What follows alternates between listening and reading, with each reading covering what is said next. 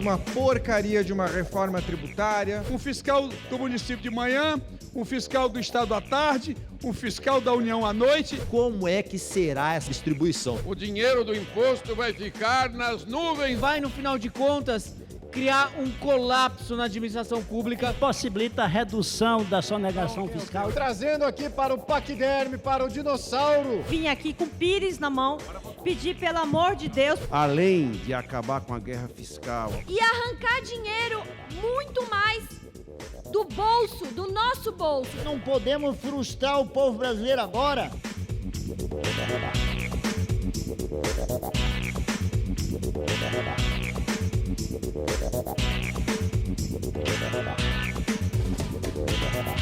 Na volta aos trabalhos neste segundo semestre do ano, a Câmara aprovou o texto base da segunda e última parte da regulamentação da reforma tributária, com o projeto de lei que disciplina a gestão e fiscalização do Imposto sobre Bens e Serviços. O IBS vai unificar os atuais ICMS, que é estadual, e o ISS municipal. O novo imposto vai ser gerido pelo Comitê Gestor do IBS, que vai reunir representantes de todos os entes federados para coordenar a arrecadação, fiscalização, cobrança e distribuição do tributo. A instância máxima do comitê será o Conselho Superior, com 54 membros, 27 indicações de governadores e 27 representantes de municípios e do Distrito Federal. Tentativas de modificação ao texto, os chamados destaques, ficaram pendentes de análise no plenário da Câmara antes de o projeto seguir para o Senado. Além de acabar com a guerra fiscal, a unificação dos tributos, tem uma coisa que é o cerne desse projeto, que é a criação do comitê gestor, com a participação dos entes federados, que é isso que vai dar governabilidade para que a reforma tributária produza os efeitos fundamentais na distribuição de recursos. Criar um comitê gestor aqui para gerir toda a arrecadação do IBS, do Imposto sobre Bens e Serviços, realmente nos parece uma centralização excessiva de poder de decisão. E aí, como é que será essa distribuição, senhor presidente? Será, através dos amigos do rei, ou nossos prefeitos, governadores terão que vir aqui com o pires na mão, se comprometer politicamente ou através de outros acordos para poder acessar esse recurso? Nós vamos ter o CBS em nível nacional, o IBS nos estados, e que já nos estados, municípios, é a junção do ISS com o ICMS, tem que ter um comitê gestor, onde democraticamente possa se harmonizar todas as cobranças, decisões que precisam ser tomadas com os municípios e com os estados. Então, esse é um avanço que nós precisamos oferecer. Nesse projeto, o fisco estadual e os fiscos municipais, as autoridades tributárias, essas pessoas estão perdendo a autoridade e nós, junto com outros deputados, estamos tentando, junto ao deputado Hauler, que é o relator desse projeto, que ele não retire as prerrogativas dos auditores municipais e os auditores estaduais. São homens e mulheres que fazem um grande trabalho nesse país afora, com muita dificuldade. E a autoridade deles, as prerrogativas dessa classe, está sendo diminuída. O povo brasileiro aplaudiu esse Congresso, que o povo brasileiro aplaudiu o nosso governo. Reforma tributária, que há 40 anos não se mexia. Então, nós não podemos frustrar o povo brasileiro agora, botando dúvidas sobre a criação desse comitê gestor, sobre o papel desse comitê gestor. Aliás, já está definido na própria reforma tributária que teríamos esse comitê gestor. Vai se chamar comitê gestor, mas o nome certo é comitê soviético, que vai acabar com o pacto federativo do nosso país, que vai tirar a pouca autonomia que os estados e municípios do nosso Brasil têm. E agora nós vamos centralizar mais poder e mais dinheiro aqui em Brasília para fazer a população que vive em cada município desse Brasil sofrer ainda mais e arrancar dinheiro muito mais do bolso, do nosso bolso, do seu bolso. Nós apoiamos esse projeto de lei complementar porque ele dá a regulamentação necessária a um aspecto positivo dessa reforma tributária ainda limitada, porque não chegamos ao âmago da justiça tributária, que é atingir, fazer a reforma tributária do patrimônio, fazer a reforma tributária que vá além dessa do consumo e dos bens e serviços. Vai violar todas as entidades federativas na sua capacidade autônoma de decidir sobre tributos locais. Vai também suprimir a capacidade de pequenos grupos que existem em todo o Brasil de articular uma defesa para a sobrevivência do seu serviço ou da produção dos seus produtos. Essas assembleias locais têm uma função, exatamente para fazer o ajuste fino da política pública. E estamos tirando o ajuste fino da política pública e trazendo aqui para o paquiderme, para o dinossauro do planejamento central, numa autarquia central não eleita, totalmente aparelhada, que certamente com o tempo só ganhará mais poder. O comitê gestor, pela forma como está colocado aqui, vai ter independência, será uma entidade pública, autônoma, independente, que tem recursos garantidos dentro do orçamento, porque ele irá receber do próprio IBS, da própria arrecadação do IBS, o volume de receita, de recursos necessário para que ele possa funcionar. Ele não estará, esse comitê, vinculado a nenhum órgão, portanto, um órgão independente para administrar esse recurso que é importantíssimo para estados e municípios. O estado do Rio Grande do Sul, que durante tantos anos, décadas, tem contribuído muito mais para os cofres públicos nacionais do que recebe de volta em transferências da União, nesse estado em que, nesse momento, que estamos em calamidade, começamos a rediscutir o próprio Pacto Federativo, porque se tivéssemos apenas o dinheiro gerado dos nossos impostos no próprio estado do Rio Grande do Sul, nós não precisaríamos estar correndo atrás de tantas instâncias governamentais aqui em Brasília que não têm atendido a contento o que o nosso estado precisa. O ITCMD é herança, tá? O ITBI trata de questões relativas à renda, tá? E poderia ter entrado, deputado Chico Alencar, o imposto sobre grandes fortunas, porque ele já está na Constituição Federal de 88 e esse era o momento para discutir. Não houve acordo e nós vamos apresentar a emenda posteriormente do PSOL. Nós já aprovamos uma porcaria de uma reforma tributária, depois uma regulação da reforma tributária, que a metade era somente de exceções, e agora nós estamos criando um órgão que se chama Comitê Gestor. E eu fico pensando, como um trabalhador, alguém que opera uma máquina, alguém que é pedreiro, e ele pensa o seguinte: bom, eu vou ter que trabalhar um pouco mais para a criação de um novo órgão.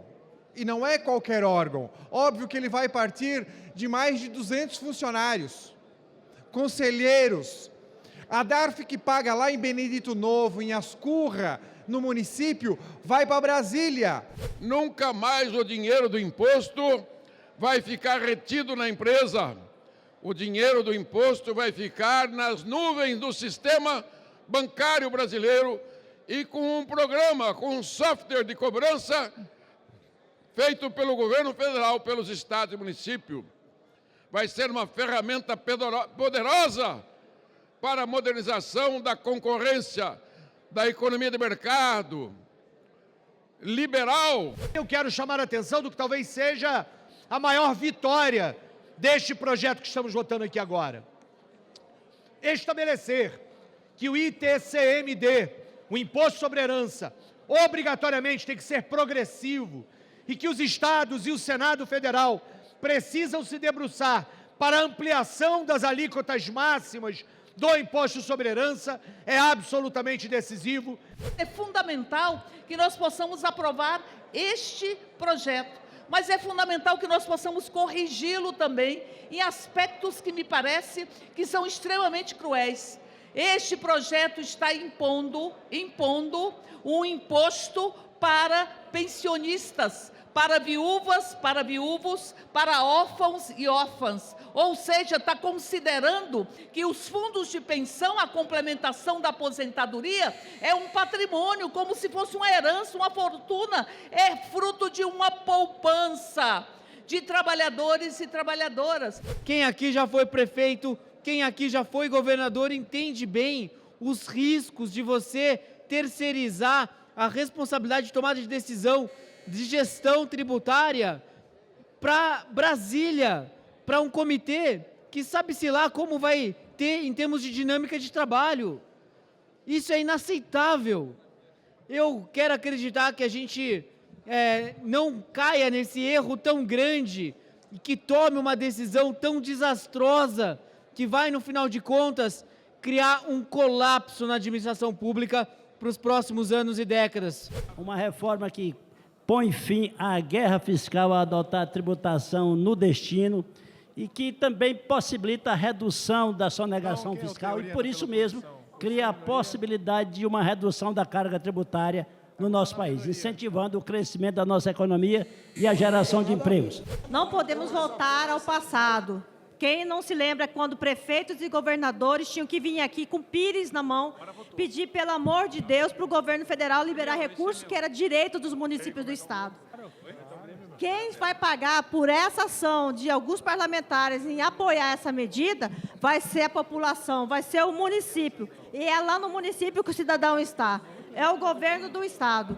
Não podemos permitir. Uma preocupação muito grande do setor privado, que eu queria pedir aqui a atenção dos deputados e deputadas, era aquele medo de ter um fiscal de manhã, um fiscal do município de manhã, um fiscal do Estado à tarde, um fiscal da União à noite. Isso está eliminada, essa possibilidade. A diretoria de fiscalização, ela vai fazer uma coordenação, deputado Ido Rocha, vai ter uma coordenação para evitar esse arroxo dos três entes de uma forma só. Na quarta-feira, a Câmara aprovou o projeto de lei complementar que cria conta corrente específica para repasses federais e de emendas parlamentares direcionados a prestadores privados de serviços no âmbito do Sistema Único de Saúde. Pelo texto, esses prestadores, incluindo as Santas Casas, poderão receber diretamente recursos de transferências regulares, automáticas e obrigatórias, as emendas PIX, sem ter de passar antes pela Prefeitura ou Governo Estadual.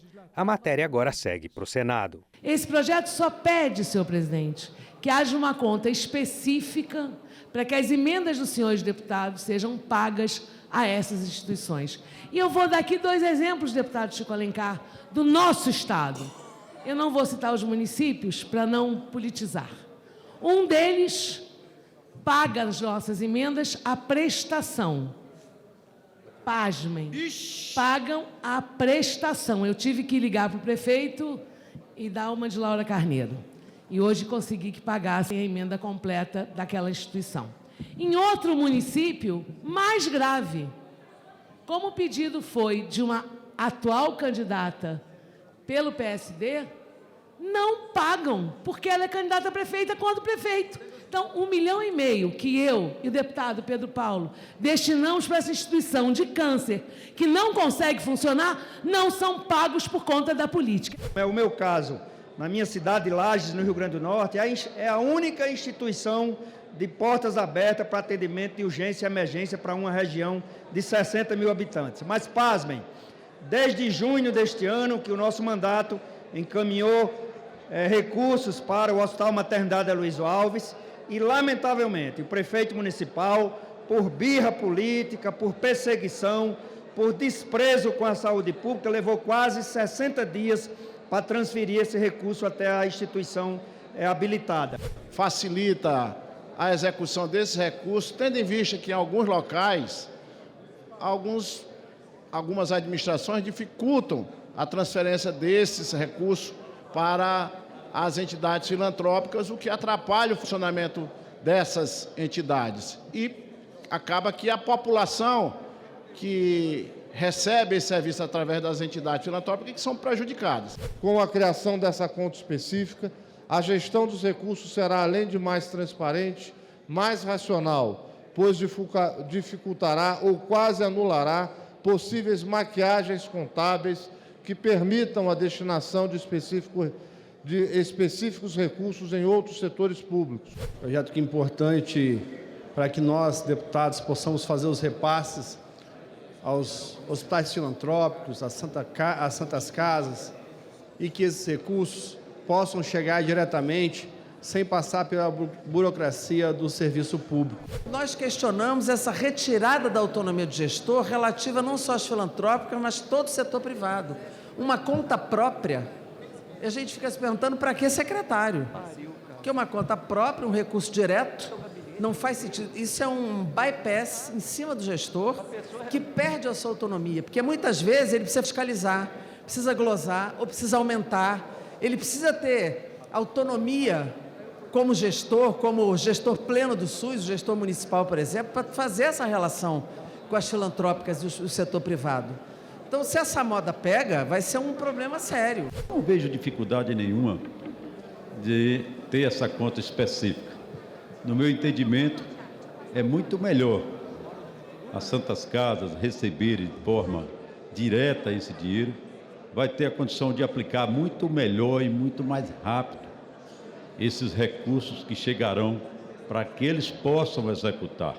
Esse projeto de grande importância, onde diversas santas casas prestam relevantes serviços nos municípios, nos estados, sem sombra de dúvida, desafogando muitas vezes a saúde pública. E eu tenho um testemunho importante da Fundação José Silveira, que vem prestando relevantes serviços no estado da Bahia, sendo muitas vezes a única alternativa no município para cirurgias, para os exames clínicos. A Federação Pessoal Rede entende que essa proposta pode ferir a isonomia da distribuição de recursos do SUS ao criar contas para entes de saúde privadas, ainda que, destacando o trabalho meritório das Santas Casas, ela quebra essa necessária igualdade de recursos, acaba por privilegiar um setor e nós, portanto, votamos não. Eu gostaria de falar para o deputado Chico Alencar que, ainda que seja uma gestão privada, e ele tem razão nisso, o serviço é público. O serviço de saúde feito pela gestão privada é público. E, aliás, Santa Catarina é modelo na rede filantrópica. 70% de toda a gestão de saúde feita pela rede filantrópica. E, pasmem, tem um relatório do Tribunal de Contas do Estado que eles fazem esse serviço de atendimento pela metade do custo. Está errado o texto. Não era essa a intenção quando o projeto foi elaborado. A intenção de respeito à emenda. Por que emenda, presidente? Porque as emendas saem daqui definidas pelo parlamento para qual hospital e qual valor. Isso não acontece com a contratualização, que é uma relação direta entre o gestor municipal ou entre o gestor estadual e o hospital. Então não tem cabimento do governo federal, do Ministério da Saúde, dizer quanto é que vai repassar para a Santa Casa de Porto Alegre. A contratualização é feita no território onde a gestão acontece. Muito complicado a gente sempre fazer aprovação sem o devido debate, sem que todos sejam ouvidos. Mas passou pelas comissões, segundo a Laura Carneiro falou, e nós achamos que existe repasse, precisa ter transparência, é bom, o Estado de Santa Catarina é um exemplo, e a minoria orienta sim. Nós vamos perpassar os gestores, nós vamos romper o pacto federativo, não é contra as Santas Casas, o texto fala do setor privado por inteiro. Então é necessário corrigir o texto e deixar as emendas. Aí sim, você indicou a emenda para aquele lugar, o gestor tem que passar para aquele lugar. No entanto, em relação aos recursos totais,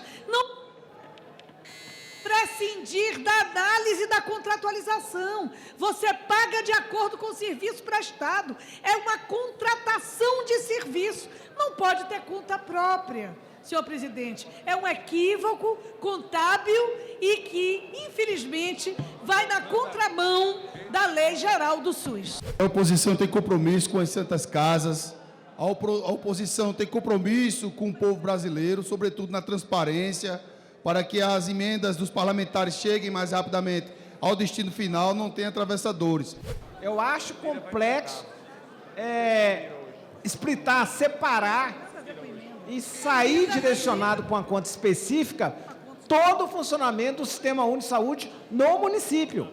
Então, nós estamos dando uma centralidade desnecessária e tirando a autonomia, a capacidade e desrespeitando as contratualizações e também a situação momentânea da saúde daquela localidade. Uma votação que provocou muito debate entre os deputados nesta semana foi a do projeto de lei que suspende por 48 meses o pagamento de parcelas de crédito rural tomado nos anos de 2022 a 2024 por produtores de regiões atingidas por secas ou enchentes, mesmo sem estado de calamidade reconhecido pelo governo federal. Segundo a proposta, um regulamento irá disciplinar normas, condições e procedimentos para formalizar a suspensão dos pagamentos.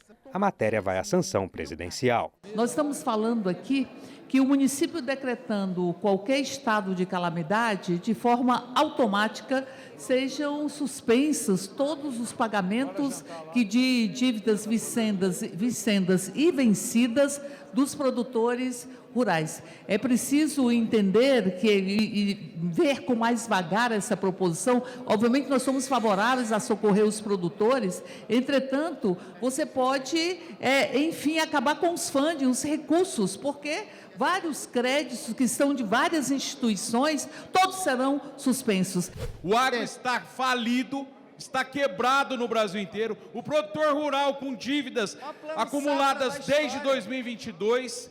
E esse parlamento tem o dever de salvar o prato de comida na mesa do brasileiro. É isso que nós estamos lutando. Nós não estamos defendendo o produtor rural. Nós estamos defendendo o alimento na mesa do brasileiro. E esse parlamento hoje tem o dever de salvar o agronegócio do Brasil, produtor rural, pequeno, médio ou grande. Salve o agro. Sendo aprovado aqui nessa casa, com essa velocidade que está querendo ser aprovado esse texto, ele vai para a sanção do presidente e pode gerar um risco dentro dessa questão do financiamento rural, porque, como está posto, pode gerar um direito para aqueles que tiverem pego um financiamento rural, de que no mesmo momento que o município decrete o estado de calamidade, ele queira a suspensão imediata por 48 meses do pagamento, sem que aquela questão tenha sido reconhecida do ponto de vista federal. Ao permanecer a prorrogação dos financiamentos rurais, o projeto proporciona um fôlego financeiro essencial para os produtores que sofrem com as perdas de produção. A medida possibilita que os agricultores e pecuaristas mantenham as suas operações, preservem empregos e continuem contribuindo para a segurança alimentar local e nacional. O reconhecimento oficial é do município. A polêmica que surgiu aqui é que a Defesa Civil tem que se manifestar, porque isso aqui é genérico. Não estamos falando do Rio Grande do Sul aqui, ou de outra enchente em Minas, em qualquer outro lugar, Pompeu. Nós estamos botando uma regra geral. Então, isso é correto. O que esse projeto propõe é que, se o município decretar o estado de calamidade, não precisa ter, atenção Brasil, não precisa ter o reconhecimento da Defesa Civil, do Estado, nem da União. Então, se o município faz a decretação de emergência sem passar na Defesa Civil, que todos passam, é lei, esse projeto é constitucional. E aí este município teria o benefício de, por 4 anos, não pagar a conta.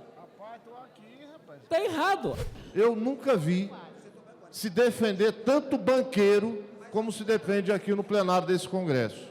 Porque o que nós estamos discutindo é a prorrogação de dívidas contraídas com o sistema bancário de agricultores que tiveram efeito de calamidade, de emergência, não para dar calote, mas para prorrogar o pagamento dessas dívidas. No formato que está o projeto de lei, faz com que vai ter um problema de crédito no país, porque quem vai querer emprestar, principalmente cidades que sofrem com calamidade pública, os bancos não vão querer emprestar, porque vai ter um decreto e o agricultor vai pegar aquele decreto e vai no banco querer prorrogar o seu crédito.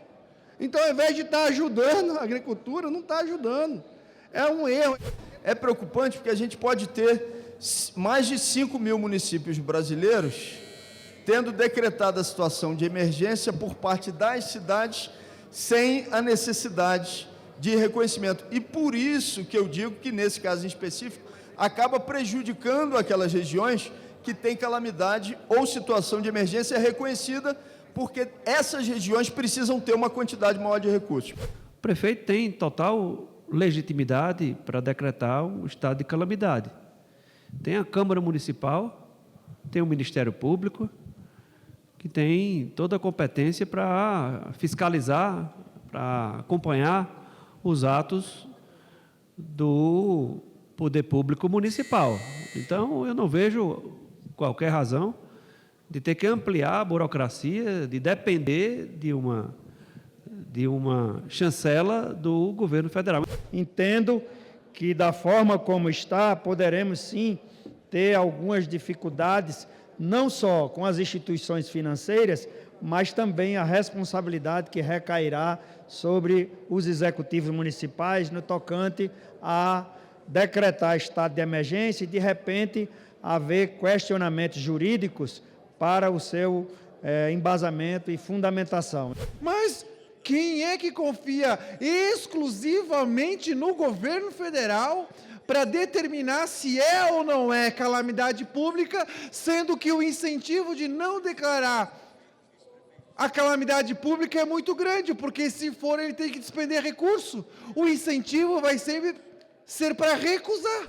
Aqui não está pedindo perdão de dívida, anistia, aqui está apenas pedindo que tenha ao seu lado as condições favoráveis para que eles possam quitar as suas dívidas numa nova produção que possa vir a ser colhida e aí ressarcir o débito da produção perdida pelo problema climático e aí pagar também o seu novo projeto com a colheita da sua produção.